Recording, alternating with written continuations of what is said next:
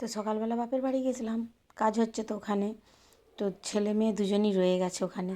আমার বড় বোন ছোটো বোন দুজনেই গেছে মাসিদের কাছে, দুটো বাচ্চাই রয়ে গেছে।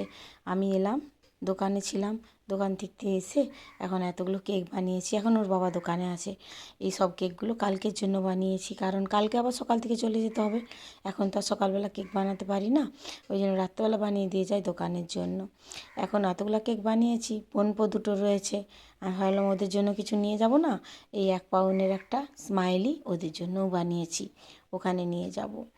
ওর বাবা দোকান থেকে বন্ধ করে চলে এসছে, বেশ বৃষ্টি পড়ছে, বিকেলবেলা প্রচুর ঝড় হলো। এখন চারিদিক 10টা 10:30 মতন বাজে। এই সময় আমার বাপের বাড়ি যাওয়ার সময়, দোকান টোকান বন্ধ করে। যাই হোক, দেখছেন পুরো রাস্তাঘাট একদম ফাঁকা হয়ে গেছে, সবাই বাড়ি ফিরছে।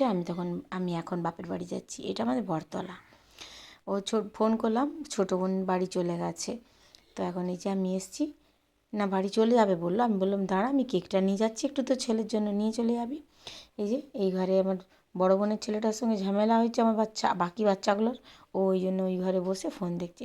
এই যে ছোটো ভগ্নিপতি আর ছোটো বোনের ছেলেটা বসে আছে, ওরা সব উপরে গেছে ছাদের বাথরুমটা দেখতে। আমি ওই জন্য ওখানে গেছিলাম। এখন দেখছি সবার খাওয়া গেছে, শুধু আমি, আমার ছেলে মেয়ে আর আমার বর খেতে বাকি আছি। তো একটু মাংস আছে, একটু আলু ভাতে আছে, অনেক রকম টুকটাক চচ্চড়ি ফচ্চড়ি সব রয়েছে। আমি এখন ওদিকে দু বোনকে কেকটা কেটে একটু একটু দিয়ে দিচ্ছি। আর এই সকালবেলা মিস্ত্রি কাজ করছে না, ওই মিস্ত্রি ভাইরা কেক খাবে বলছিল, ওদের জন্য একটু মাকে বলেছি একটা টিফিন দাও, আমি তুলে রেখে দিই ফ্রিজে, কালকে ওদেরকে দিয়ে দিবে, আমি আসার আগেই দিয়ে দিবে। যাই হোক, বড়ো বোনও চলে যাবে, ওদেরকে একটু একটু টিফিন কাটতে দেবো বলে ওরা দাঁড়িয়ে আছে। চলুন, আজ আর ব্লগটা বড় করবো না, আমিও বাড়ি যাই।